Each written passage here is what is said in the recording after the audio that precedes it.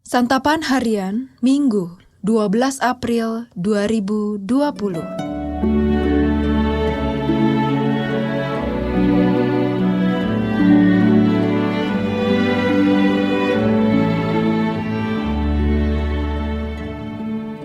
Inilah program Santapan Harian, sebuah program yang mengajak Anda menelusuri isi Alkitab, agar Anda menemukan makna firman Tuhan sesuai dengan konteksnya. Santapan Harian tertuju bagi Anda yang ingin memiliki kehidupan rohani yang segar, kuat, dan sigap.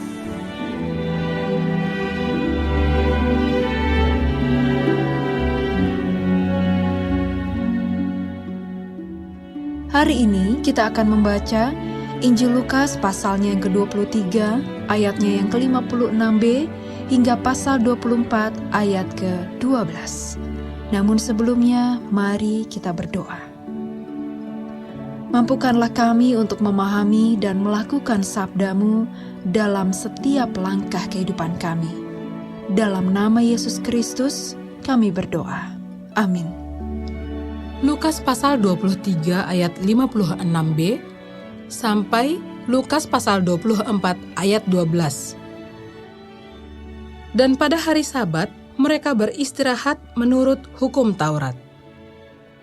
Tetapi pagi-pagi benar, pada hari pertama minggu itu, mereka pergi ke kubur membawa rempah-rempah yang telah disediakan mereka.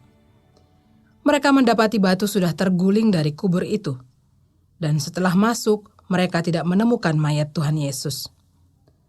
Sementara mereka berdiri termangu-mangu karena hal itu, tiba-tiba ada dua orang berdiri dekat mereka memakai pakaian yang berkilau-kilauan.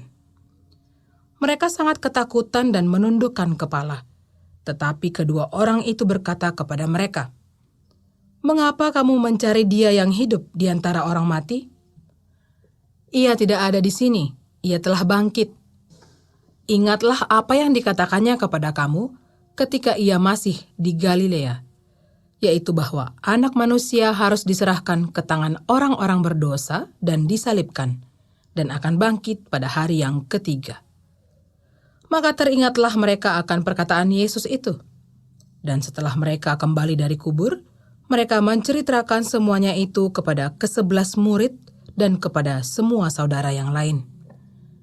Perempuan-perempuan itu ialah Maria dari Magdala, dan Yohana, dan Maria ibu Yakobus. Dan perempuan-perempuan lain juga yang bersama-sama dengan mereka memberitahukannya kepada rasul-rasul. Tetapi bagi mereka perkataan-perkataan itu seakan-akan omong kosong, dan mereka tidak percaya kepada perempuan-perempuan itu. Sungguh pun demikian, Petrus bangun, lalu cepat-cepat pergi ke kubur itu. Ketika ia menjenguk ke dalam, ia melihat hanya kain kapan saja. Lalu ia pergi, dan ia bertanya dalam hatinya, apa yang kiranya telah terjadi.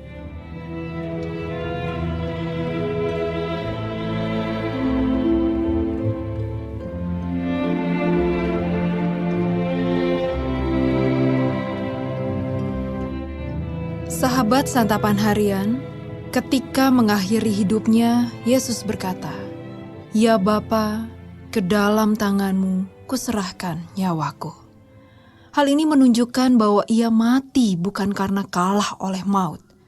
Kematiannya adalah sebuah kemuliaan, sebab ia dengan sukarela menyerahkan dirinya masuk ke dunia orang mati.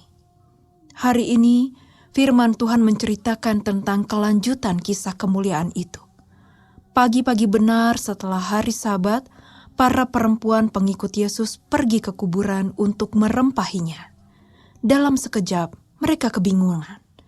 Pasalnya, batu penutup kubur telah terguling.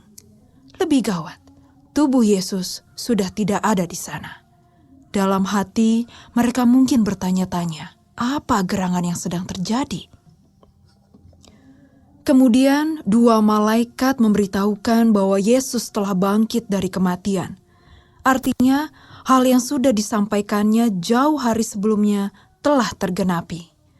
Ketika akhirnya mereka ingat dan tersadar akan hal itu, segeralah mereka memberitahu para murid dan pengikut yang lain. Para murid tidak mempercayai mereka. Namun, Petrus memutuskan untuk mendatangi kubur Yesus.